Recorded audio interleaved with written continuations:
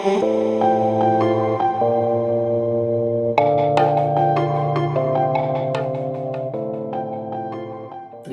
ദൈവത്തിന് മഹത്വം ഉണ്ടായിരിക്കട്ടെ. വീണ്ടും പ്രഭാതത്തിലേക്ക് ഏവർക്കും സ്വാഗതം. ലൂക്കോസിൻ്റെ സുവിശേഷം 7-ാം അധ്യായം അതിൻ്റെ 20-ാം വാക്യം. ആ പുരുഷന്മാർ അവൻ്റെ അടുക്കൽ വന്ന്, വരുവാനുള്ളവൻ നീയോ, അല്ല ഞങ്ങൾ മറ്റൊരുത്തനെ കാത്തിരിക്കണമോ എന്ന് ചോദിപ്പാൻ യോഹന്നാൻ സ്നാപകൻ ഞങ്ങളെ നിൻ്റെ അടുക്കൽ അയച്ചിരിക്കുന്നു എന്ന് പറഞ്ഞു. യോഹന്നാൻ സ്നാപകന് 2 ശിഷ്യന്മാർ യേശുവിൻ്റെ അടുക്കൽ വന്ന് പറയുകയാണ്, ഞങ്ങളുടെ ഗുരു നിൻ്റെ അടുക്കൽ അയച്ചിരിക്കുകയാണ്, വരുവാനുള്ളവൻ നീ തന്നെയാണോ അതോ ഞങ്ങൾ മറ്റൊരുത്തനെ കാത്തിരിക്കണമോ എന്ന്. ഇത് യോഹന്നാൻ സ്നാപകൻ്റെ സംശയം ആണ്. അതുപോലെ തന്നെ അദ്ദേഹത്തിൻ്റെ യോഹന്നാൻ സ്നാപകൻ്റെ ശിഷ്യന്മാരുടെയും സംശയമാണ്. നമുക്കറിയാം, യോഹന്നാൻ സ്നാപകൻ ആണ് ഇതിനു മുമ്പ് നമ്മളോട് സാക്ഷ്യം പറഞ്ഞിരിക്കുന്നത് യേശു വരുവാനുള്ളവനാണ്, യേശു രക്ഷകനാണെന്ന് പറയുന്നുണ്ട്. കാരണം ഇതിനു മുന്നുള്ള അധ്യായങ്ങൾ നമുക്ക് കാണാം, യേശുമ്പുരാനെ കുറിച്ച് യോഹന്നാൻ സാക്ഷീകരിക്കുന്ന ഇങ്ങനെയാണ്: ഈ ലോകത്തിലേക്ക് സത്യപ്രകാശം വന്നുകൊണ്ടിരിക്കുന്നുണ്ട്, എൻ്റെ പിന്നാലെ ഒരുത്തൻ വരുന്നുണ്ട്, അവൻ പക്ഷേ എന്നെക്കാട്ടിൽ മുമ്പനാണ്, അവൻ്റെ ചെരുപ്പിൻ്റെ വാറ് കുഞ്ഞഴിപ്പാൻ യോഗ്യനല്ല, അവൻ എല്ലാവരെയും പരിശുദ്ധാത്മാവിനെ സ്നാനം കഴിപ്പിക്കുമെന്നെല്ലാം പറഞ്ഞ്, അതുമല്ല ഞാൻ ആർക്ക് സ്നാനം കൊടുക്കുന്നുവോ ആ സ്നാനം കൊടുക്കുന്ന സമയത്ത് പരിശുദ്ധാത്മാവ് പ്രാവ് പോലെ ഇറങ്ങി വരും, ആരുടെ മേൽ ആവസിക്കുന്നുവോ അവൻ ലോകരക്ഷകനാണ് എന്ന് എനിക്ക് കിട്ടിയിട്ടുണ്ട്, ദർശനം കിട്ടിയിട്ടുണ്ട് എന്നെല്ലാം പറഞ്ഞ് നമ്മളോട് സാക്ഷീകരിച്ചാണ് യേശുമ്പുരാൻ ലോകരക്ഷകനാണ്, വരുവാനുള്ളവനാണെന്ന് ക്ലിയറായിട്ട് പറഞ്ഞ് യേശുമ്പുരാൻ സാക്ഷ്യം പറഞ്ഞാണ് യോഹന്നാൻ സ്നാപകൻ. എന്നാൽ ഇപ്പോൾ യോഹന്നാൻ സ്നാപകന് സംശയം. അതുകൊണ്ടാണ് യോഹന്നാൻ 2 ശിഷ്യന്മാരെ അയച്ചിരിക്കുക. യോഹന്നാൻ യേശുവിൻ്റെ അടുത്ത് അയച്ചിരിക്കുകയാണ്, വരുവാനുള്ളവൻ നീ തന്നെയാണോ എന്ന്. ഇപ്പം ഇവിടെ നമ്മൾ അറിയേണ്ടത്, യോഹന്നാൻ സ്നാപകൻ ഇപ്പോൾ ജയിലിലാണ്. അതായത് ചാവുടലിൻ്റെ കരയിലുള്ള മച്ചൂരു സ്കോട്ടയിലാണ്, ആ ജയിലിലാണ്, കാരാഗ്രഹത്തിലാണ്. നമുക്കറിയാം എന്തുകൊണ്ടാണെന്നറിയാം. ഈ ഹെരോദാവിൻ്റെ മുഖത്ത് നോക്കി, അന്നത്തെ രാജാവിൻ്റെ മുഖത്ത് നോക്കി പറയുകയാണ്, ധൈര്യസമേതം പറയുകയാണ്, നീ ചെയ്യുന്നത് തെറ്റാണ്. കാരണം അദ്ദേഹത്തിൻ്റെ സഹോദരൻ്റെ ഭാര്യയെ ഈ ഹെരോദ്യയെ അവിഹിതമായി വെച്ചുകൊണ്ടിരിക്കുകയാണ് ഹെരോദാവ്. അപ്പം അങ്ങനെ വെച്ചുകൊണ്ടിരിക്കുമ്പം പറഞ്ഞു, എൻ്റെ സഹോദരൻ്റെ ഭാര്യയെ അങ്ങനെ വെച്ചുകൊണ്ടിരിക്കുന്നത് ശരിയല്ല എന്ന് പറഞ്ഞപ്പോൾ അത് രാജാവിനെതിരെയുള്ള ഒരു ഇതായി, വിമർശനമായി. ആ കുറ്റം ചുമത്തി യോഹന്നാൻ സ്നാപകനെ ഇന്ന് ജയിലിൽ അടച്ചിരിക്കുകയാണ്. അപ്പോൾ ഈ യോഹന്നാൻ സ്നാപകൻ്റെ ശിഷ്യന്മാർക്ക് അവരുടെ ഈ സംശയങ്ങൾ ദൂരീകരിക്കാൻ ഇന്ന് യോഹന്നാൻ സ്നാപകൻ അവരുടെ കൂടെ ഇല്ല. അപ്പോൾ അവർക്ക് കർത്താവിൻ്റെ ശിഷ്യന്മാരുണ്ട്, യോഹന്നാൻ സ്നാപകൻ്റെ ശിഷ്യന്മാരുണ്ട്. അപ്പോൾ ഇവർ തമ്മിലും ഒരു തർക്കമുണ്ട്. അതായത് ആരാണ്, യോഹന്നാൻ സ്നാപകനാണോ വലിയവൻ, യേശുവാണോ വലുത്? അതായത് ഈ യോഹന്നാൻ സ്നാപകൻ്റെ ശിഷ്യന്മാരുടെ ഒരു ധാരണ യോഹന്നാൻ സ്നാപകനാണ് വലിയവനെന്നാണ്. കാരണം യോഹന്നാൻ സ്നാപകനാണ് യേശുവിന് സ്നാനം കൊടുത്തത്.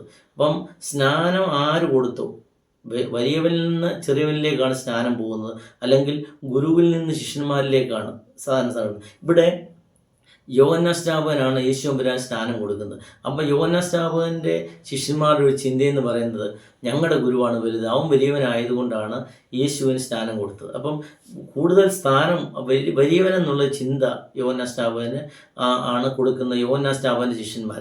അപ്പം ഇങ്ങനെ ഒരു ചിന്താഗതിയൂടെ യോഹന്നാൻ സ്നാപകൻ്റെ ശിഷ്യന്മാർക്കുണ്ട്. പക്ഷേ ആ സംശയമൊക്കെ ദൂരീകരിക്കാൻ ഇന്ന് യോഹന്നാൻ സ്നാപകൻ അവർ കൂടെയില്ല, ജയിലിലാണ്. അതുകൊണ്ടാണ് കാരാഗ്രഹത്തിൽ വന്നാണ് ഇതൊക്കെ അറിയിക്കുക. ഇതൊക്കെ അവിടെ ആ വചനം തുടങ്ങുന്നത്, 18-ാമത്തെ വചനം തുടങ്ങുന്നത് ഇങ്ങനെയാണ്: ഇതൊക്കെയും യോഹന്നാന്റെ ശിഷ്യന്മാർ അവനോട് അറിയിച്ചു. അതായത് കാരാഗ്രഹത്തിൽ ചെന്ന് അറിയിക്കുക. എന്താ അറിയിച്ചത്? യേശുമ്പുരാൻ ചെയ്യുന്ന പ്രവൃത്തികൾ. അതായത് രോഗികളെ സൗഖ്യമാക്കുന്നു, മനസ്സലിവ് കാണിക്കുന്നു, ചുങ്കക്കാരെയും പാവികളൊക്കെ ചേർത്ത് നിർത്തുന്നു, 5 അപ്പം കൊണ്ട് 5000 പേരെ പോഷിപ്പിക്കുന്നു. യേശുമ്പുരാൻ ചെയ്യുന്ന അടയാളങ്ങളും അത്ഭുതങ്ങളും ചെന്ന് യോഹന്നാൻ സ്നാപകനോട് പറയുകയാണ്. ഇത് യോഹന്നാൻ സ്നാപകനോട് പറയുമ്പോഴാണ് യോഹന്നാൻ സ്നാപകനും ഡൗട്ട്. കാരണം യോഹന്നാൻ സ്നാപകൻ്റെ ധാരണ, യേശുമ്പുരാനെ കുറിച്ച് ധാരണയ്ക്ക് ഘടകവിരുദ്ധമായിട്ടാണ് യേശുമ്പുരാൻ ചെയ്യുന്നത്. യോഹന്നാൻ സ്നാപകൻ നമ്മളോട് പറഞ്ഞിരിക്കുന്നത് എന്താണ്? അവൻ്റെ കയ്യിൽ വീശുമുറമുണ്ട്, അവൻ കളത്തെ മുറ്റും വെടിപ്പാക്കും, ഗോതമ്പ് കളപ്പുരയിൽ കൂട്ടിവെക്കും, പതിർക്കിടാത്ത തീയിലിട്ട് ചുട്ടുകളയും. അതായത് ഒരു ന്യായവിധിയുടെ കാര്യമാണ് പറയുന്നത്. വിധിയാളായിട്ടാണ് യോഹന്നാൻ സ്നാപകൻ യേശുമ്പുരാനെ കണ്ടിരിക്കുന്നത്. അതായത് ഒരു വിധിക്കുന്ന ആൾ, ന്യായാധിപനായിട്ടാണ് കാണുന്നത്. അതായത് ഇവിടെ വന്ന് ദുഷ്ടന്മാരെയും നല്ലവരെയും തന്നെ വേർതിരിക്കും. എന്നിട്ട് ഈ ഗോതമ്പ് നല്ല ആൾക്കാരെ യേശുമ്പുരാൻ സുഖരായി ചേർക്കും, മറ്റുള്ളവരെ കളപ്പുരയിൽ, അതായത് തീയിലിട്ട് ചുട്ടുകളയും, അത് പോലെ ചുട്ടുകളയും എന്നാണ് പറയുന്നത്. എന്നാൽ അതിന് ജസ്റ്റ് വിരുദ്ധമായിട്ടാണ് കാണുന്നത്. ചുങ്കക്കാരെയും പാപികളും ഒക്കെ ചേർത്ത് നിർത്തുകയാണ്. ആ വിചാരണക്കാരി സ്ത്രീയെ കൊണ്ടുവരുന്നു, അവളെ കൊല്ലേണ്ടതിന് പകരം യേശുവിനെ അവളെ രക്ഷിക്കുകയാണ്. അതുപോലെ ലേവി തായി ചുങ്കക്കാരനെ ചേർത്ത് നിർത്തുന്നു, അവൻ്റെ കൂടെ പോയി ആഹാരം കഴിക്കുന്നു, സക്കായിയുടെ വീട്ടിൽ പോകുന്നു, 5 അപ്പം കൊണ്ടായ 5000 പേരെ പോഷിപ്പിക്കുന്നു. ഇങ്ങനെ അവിടെ അവൻ്റെ, അല്ലെങ്കിൽ ഇങ്ങനെയായിരുന്നു യോഹന്നാൻ സ്നാപകൻ കരുതിയിരുന്നത്. അവൻ്റെ കയ്യിൽ തീയുണ്ട്, അതായത് കളകളെയൊക്കെ, ഈ വയലിൽ നിന്ന് കളകളെയൊക്കെ വേർതിരിച്ച് കളകളെയൊക്കെ എടുത്തിട്ട് അത് തീയിലിട്ട് ചുട്ടുകളയും എന്നൊക്കെയുള്ള ചിന്താഗതി, അതാണ് ധാരണ. അതിന് ജസ്റ്റ് ഓപ്പോസിറ്റായിട്ടാണ് യേശുമ്പുരാൻ കനിവിൻ്റെ അല്ലെങ്കിൽ അലിവിൻ്റെ കരുണയോടെയാണ് കാണിക്കുന്നത്. എല്ലാം അലിവിൻ്റെ പ്രതീകമായിട്ടാണ് യേശുമ്പുരാൻ കേൾക്കുന്നത്, അതായത് ഈ യോഹന്നാൻ്റെ ശിഷ്യന്മാരിൽ നിന്ന് പറയുന്നത്. അപ്പോഴാണ് ഡൗട്ട് വരുന്നത്, എൻ്റെ ധാരണയ്ക്ക് ജസ്റ്റ് ഓപ്പോസിറ്റായിട്ടാണല്ലോ ഈ യേശു ഞാൻ പറഞ്ഞ് സാക്ഷീകരിക്കുകയും ചെയ്യുന്നതെന്ന് പറയുമ്പം യോഹന്നാൻ സ്നാപകന് ഡൗട്ട്. അതുകൊണ്ടാണ് യോഹന്നാൻ സ്നാപകൻ ഈ ആൾക്കാരെ അയക്കുന്നത്. കാരണം ഈ മുൻധാരണയിൽ നിന്നൊക്കെ വ്യത്യസ്തമായിട്ട് 180 ഡിഗ്രി ഔട്ട് ഓഫ് ഫേസ്, തികച്ചും ഘടകവിരുദ്ധമായിട്ടാണ് യേശുമ്പുരാൻ ചെയ്യുന്നത്. യോഹന്നാൻ സ്നാപകൻ കരുതിയത് ഒരു വിധിയാളായിട്ട്, ഒരു വിധിക്കുന്നവനായിട്ട് വന്നെങ്കിൽ ഈ യേശുമ്പുരാൻ ആരെയും വിധിക്കുന്നില്ല, നല്ലവരെയും എല്ലാവരെയും ചുങ്കക്കാരെല്ലാം ചേർത്ത് നിർത്തുവാണ്. അതുകൊണ്ടാണ് ഡൗട്ടാകുന്നത്. അപ്പോൾ അതിന് ഈ യോഹന്നാൻ സ്നാപകൻ്റെ ശിഷ്യന്മാരോട് യേശുമ്പുരാൻ ഒരു വ്യക്തമായ മറുപടി പറയുന്നില്ല. അവരോട് പറയാണ്, നിങ്ങൾ തന്നെ തീരുമാനിക്കുക, ഞാൻ വരുവാനുള്ളവനാണോ അല്ലയോ എന്ന്, ക്രിസ്തുവാണോ അല്ലയോ എന്ന് നിങ്ങൾ തന്നെ തീരുമാനിക്കാൻ പറയുകയാണ്. അവിടെയായി അതിന് യേശുമ്പുരാൻ പറയുന്ന ഇതാണ്, യേശുമ്പുരാൻ ചെയ്യുന്ന പ്രവൃത്തികൾ കാണാനാണ് പറയുന്നത്.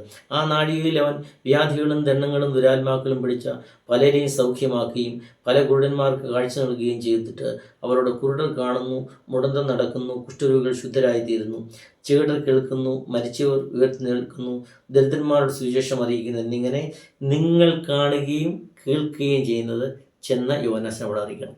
നിങ്ങൾ കാണുകയും കേൾക്കുകയും ചെയ്യുന്നത് നിങ്ങൾ തന്നെ തീരുമാനിക്കണം, എന്നെ സ്വീകരിക്കണോ അതോ തിരസ്കരിക്കണോ, ഞാൻ ക്രിസ്തുവാണോ അല്ലയോ എന്ന് നിങ്ങൾ തീരുമാനിക്കണമെന്ന് യോഹന്നാൻ സ്നാപകൻ ശിഷ്യന്മാരോട് പറയുകയാണ്.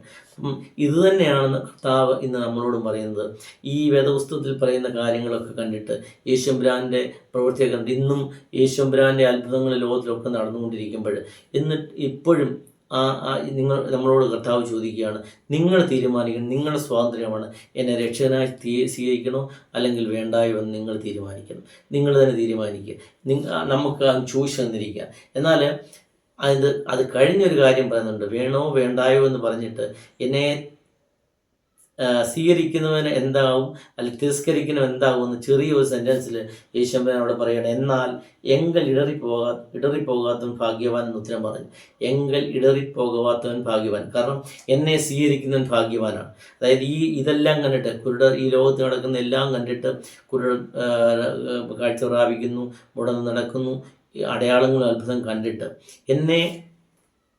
എങ്കിൽ ഇടർച്ച വരാത്തവൻ, എന്നെ സ്വീകരിക്കുന്നവൻ ഭാഗ്യവാൻ. അതായത് അവനെ സ്വീകരിക്കുന്നവൻ രക്ഷ ഉണ്ടാകും, അല്ലെങ്കിൽ എന്താകുമെന്നുള്ളത് ഇതിൽ തന്നെ പറയുന്നുണ്ട്.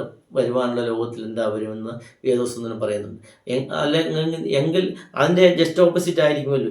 എങ്കിൽ ഇടറിപ്പോകാത്തവൻ ഭാഗ്യവാൻ എന്ന് പറയുമ്പോൾ എങ്കിൽ ഇടറിപ്പോകുന്നവൻ നിർഭാഗ്യവാൻ, അല്ലെങ്കിൽ അവന് ദുഷ്ടൻ്റെ അനുഭവം ലഭിക്കും എന്ന് പറയുകയാണ്. എന്നാൽ ഇന്ന് നമ്മളൊക്കെ ഇവിടെ ഈ ലോകത്തിൽ ജീവിക്കുമ്പോൾ നമ്മൾ കരുതും നമ്മൾ ചെയ്ത നീതി കൊണ്ടാണ്, നമ്മൾ ഉള്ള സത്യസന്ധത കൊണ്ടാണ് നമ്മൾ ജീവിച്ചിരിക്കുന്നത്, നമ്മൾ നല്ലവരായതുകൊണ്ട് ആണ്. അല്ല, അന്ന് ഒരു തോട്ടക്കാരൻ, അതിൻ്റെ ഉടമസ്ഥൻ തോട്ടക്കാരനോട് പറയാണ്, ആ ഫലം കിട്ടാത്ത ആ വൃക്ഷത്തെ വെട്ടിക്കളയാൻ പറയുമ്പം ആ തോട്ടക്കാരൻ പറയുന്നുണ്ട്, നിക്ക് 1 വർഷം കൊണ്ട് നീ കിട്ടി, ഞാൻ വളമിട്ട് നോക്കട്ടെ, ഫലം കിട്ടുവാണെങ്കിൽ ഓക്കെ. അതുപോലെ യേശുമ്പുരാൻ സ്വർഗ്ഗത്തിലെ പിതാവിൽ നിന്ന് ആ തോട്ടക്കാരനായ ഈ യേശുമ്പുരാൻ നമ്മളോട് പറയുകയാണ്, ഈ ഫലം കായ്ക്കും, 1 കൊല്ലം കൊണ്ട് നോക്കും, അവസരം തരികയാണ്.